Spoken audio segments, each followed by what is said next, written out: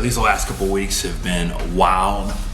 I feel kind of bad because I feel like I always say they're always wild. That's just the state of things. But it's been different and it's been fun. And I've been thinking about these videos a lot. So what's occupied my time is really prepping out for the annual conference for my church. So I'm a United Methodist pastor, and Methodist churches are aligned to conferences. And my conference is the entire boundaries of the state of Louisiana. So I've been the technical director for our annual meeting, which is a lot of fun. I had couple big projects going on, but this meeting is pretty much a few days of Methodists getting together to talk about stuff, to worship together, to learn stuff, and to do tons of business, like vote on amendments and that sort of a thing. So I built these stage lights for our annual conference this year to be part of our stage design, to be part of our branding for our conference. So it was a lot of fun. It took some time. I built 36 of them, but they ended up looking really, really cool. And I'm probably going to do a build video in the future, because I did get footage of me building all these and putting them together. Not total footage like I would have liked to, of getting them out on stage and stuff like that, but it was a really cool project to be part of. And so that's been the last few weeks of life. Also, I've been preaching outside of a series, which is always really interesting, and this message today comes from outside of one of those series. And so if you want to watch the whole sermon, make sure to check and click on the link that is below, or the link that's like right here, and you can check out and watch that sermon. I feel like I need to qualify myself though, because I really am not that much of a craftsman. I just kind of bumble about until I get to the place to where things are done at the quality level that they need to be at.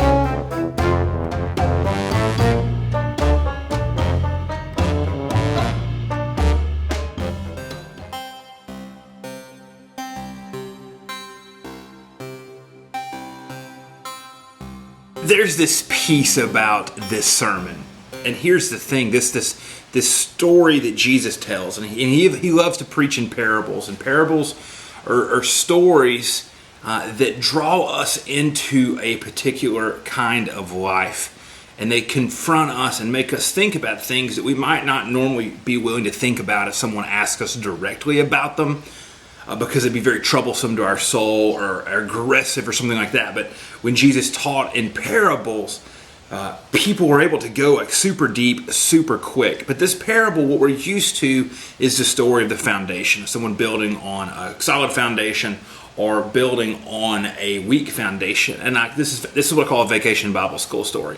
We know this story. We're fully aware of this story. It's going on. We have it. But there is this piece of this story in this sermon that I didn't have the ability to expand on as much as I would like to. But it was really the use of one word, and that word in New Living Translation is to follow. New Revised Standard says to act. I'm just going to read this to you real quick in New Revised Standard, because it's the first Bible that I got to in my home office. But just listen to this. It says, "Why do you call me Lord, Lord, and do not do what I tell you? I will show you what it's like when someone who comes to me hears my words and acts on them." That's that follow piece. That one is like a man building a house who dug deeply, laid the foundation on rock. And when a flood arose, the river burst against that house, but could not shake it because it had been well built.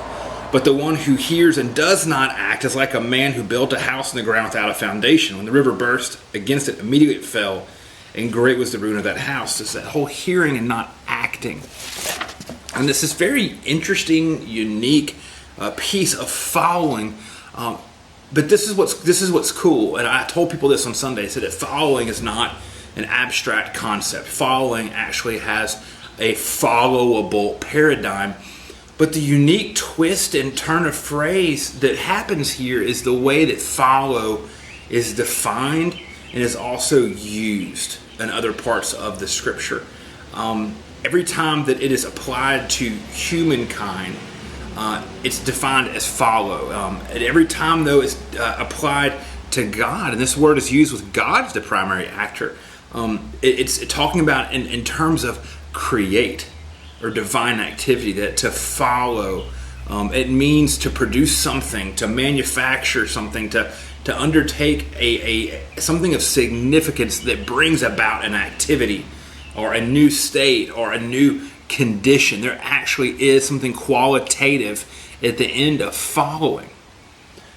But think about this. This is where it kind of changes and turns and goes a little bit like just when we are following, we are, to the degree that humanity can take and be part of and is in something, practicing the exact same activity that God does when He creates.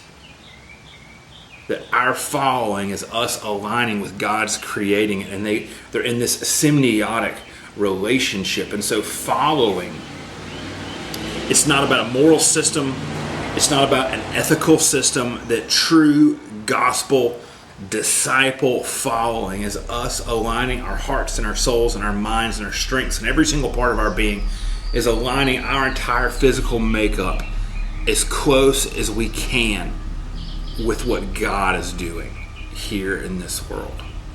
So following is not just this abstract concept.